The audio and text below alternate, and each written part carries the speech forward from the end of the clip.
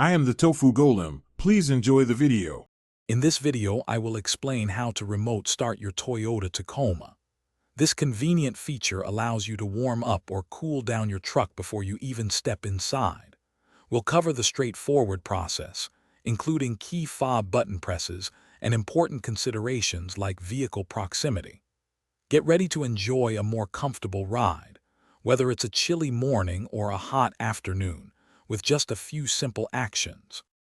To initiate remote start using your key fob, it's a simple three-step process. First, press the lock button on your fob 3 times in quick succession. On the third press, make sure to hold the button down for at least 3 seconds. You'll notice the hazard lights flash a few times, confirming the engine has started. The engine will typically run for about 10 minutes, providing ample time to prepare for your drive.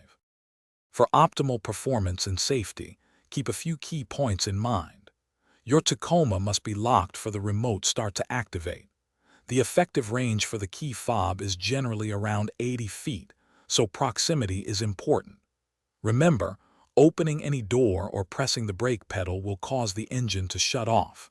Always be mindful of your environment and ensure the area is clear before starting your vehicle remotely.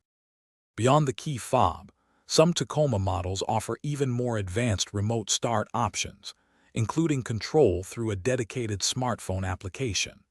You can often extend the engine run time for an additional 10 minutes by repeating the key fob sequence. Always ensure your vehicle's battery is healthy for consistent remote starting.